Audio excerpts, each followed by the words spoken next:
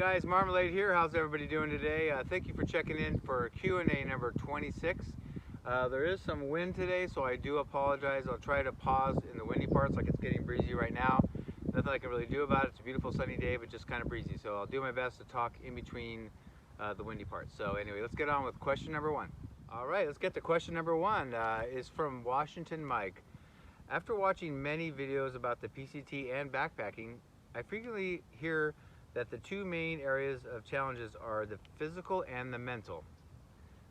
I've been focusing on the physical part, but are there ways to work on the mental parts?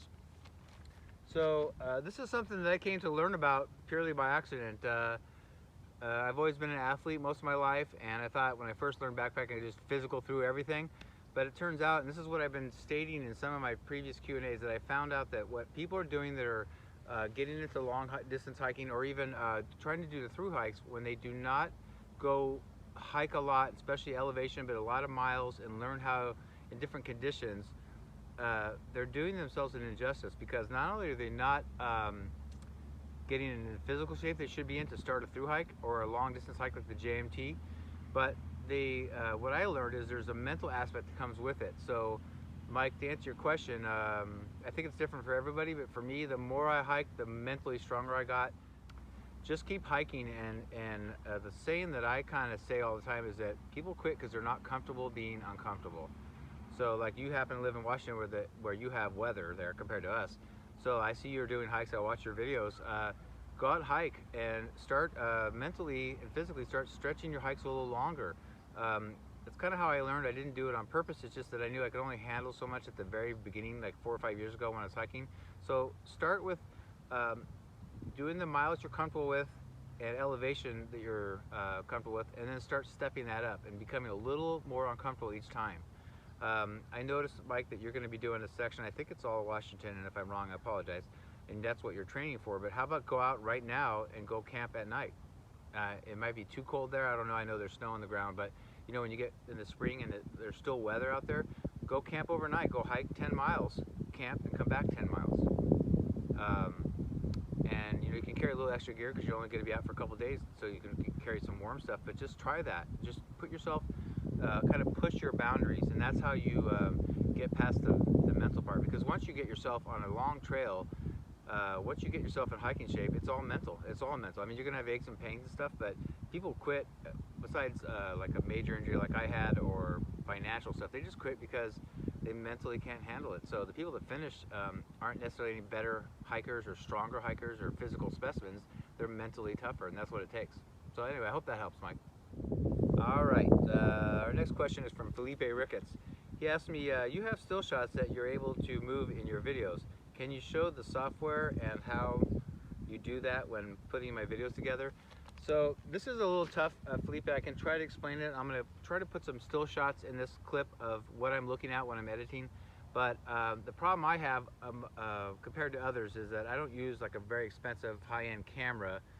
And if I could do that, I could video my cell phone and show how I do it. But I film on my cell phone, I edit on my phone. That's how I do it. I keep it simple, light, and compact. So I'll try to put some still shots in here if I can. But so basically how it works with the software is I use my iPhone 10, and I've just, ever since I started, I've used iMovie. It's free, it's very simple. I wish it did a lot more.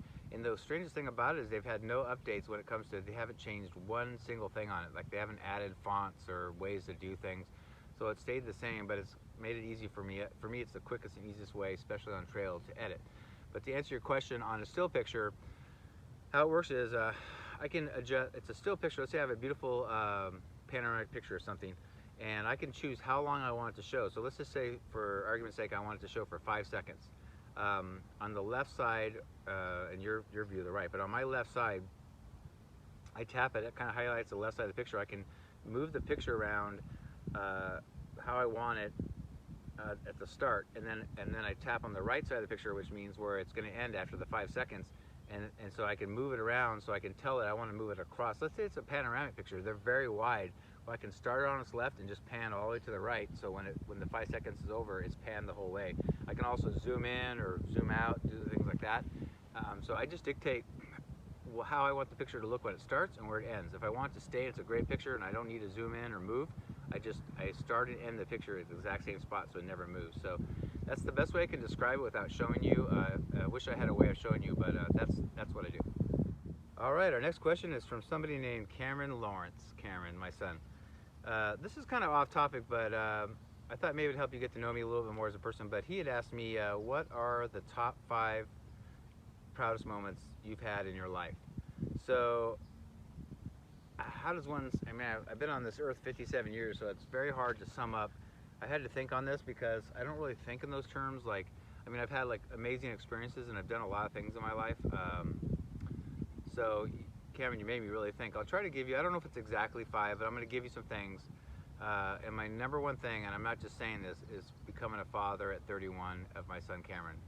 When I was young, I never thought I'd be a father. I didn't know if I'd be, but all of you people that are parents know how amazing it is. It's the toughest job you ever have and the best, but to be a father to somebody, I didn't grow up with my father, so to be a father to my son that I never had was very important to me. So I'm definitely not perfect. I made a lot of mistakes. I've tried to be there, and I think I've done okay with you, Cameron, but you know, none of us are perfect, so I did the best I could.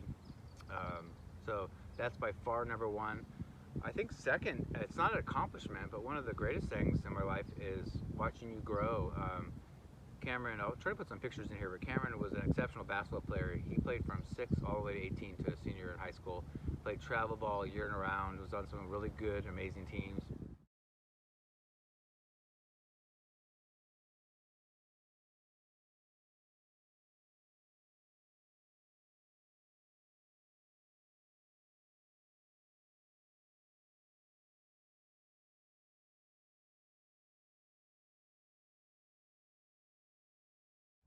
And I got to coach him, like a lot of parents do, coach their kids from 6 to about 14 till I couldn't, once he got to high school I couldn't coach him anymore.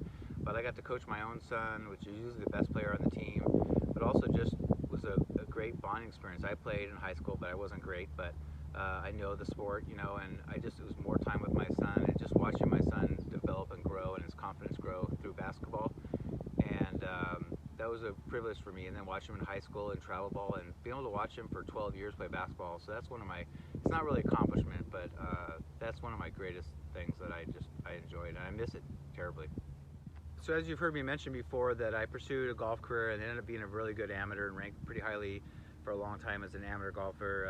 I've been beaten by Tiger Woods and Phil Mickelson and other guys before when I was younger as an amateur.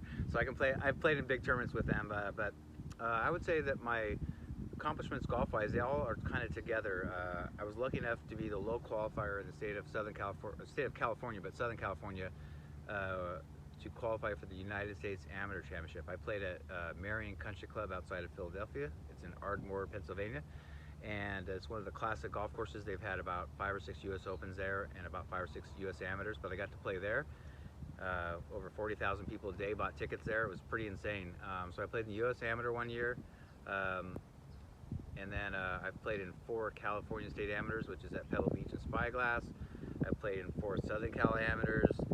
I've been a club champion, which is, if you're not a golfer, it's like, you know, they have a once a year, like at each golf course or club, they have a club championship and find out the champions at each ability level. And I always played at the scratch golfer level. And I was actually below a scratch golfer, but I won my 10th one at 53. So like 4 years ago, I quit golf for a long time. I started playing a couple, I don't know, I was like 50, because I'm 57 now. And at 53, I won our club championship and beat all the young bucks. So that was actually great, but I got my 10th one.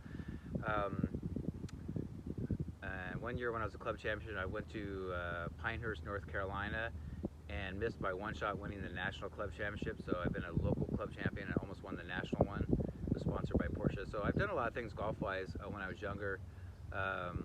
So I would say all those kind of culminate as my greatest accomplishments. Hiking-wise, it's probably actually doing 903 miles on the PCT. I mean, it's weird because I got lucky and learned, it was cutting my teeth and learning how to backpack on the PCT. So I am very lucky that I realized that I live close to it, so I'm lucky. But you really don't know if you're a long-distance hiker, even if you love it like I did every single weekend. I did thousands of miles before I started the trail.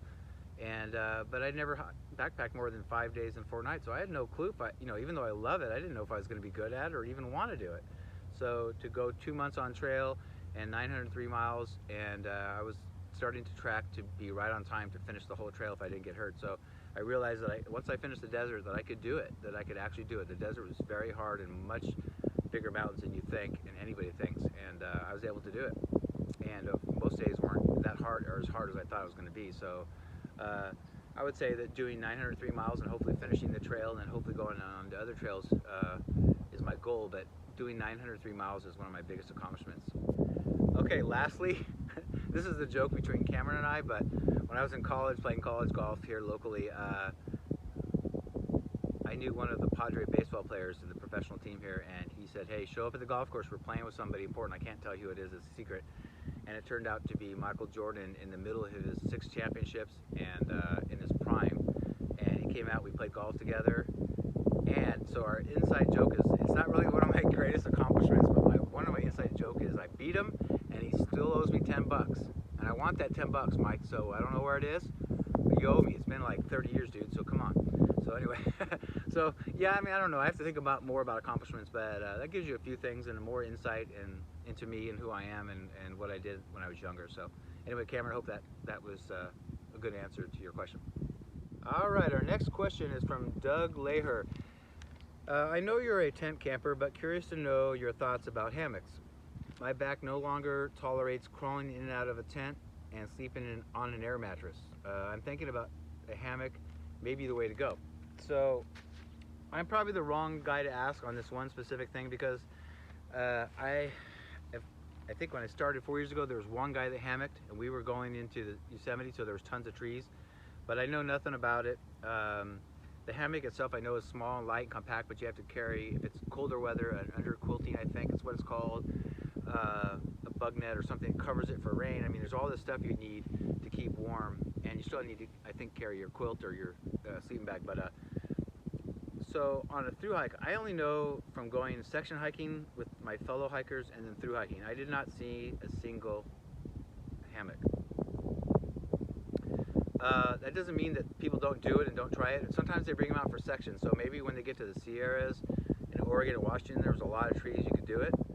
So maybe you could bring like a piece of Tyvek or a round sheet and just cowboy camp.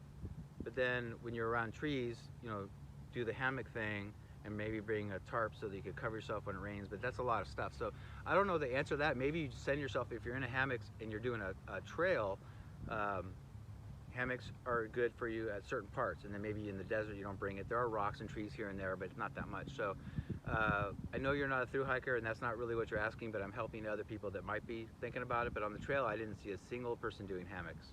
I do think for you though, Doug, what's a great thing is, you know, you're not trying to thru hike, I don't think, is you might be able to pick and choose your hikes you go on to where there are trees and places to attach your hammock, or maybe you're going to a campground, you know, where you're just paying for to stay.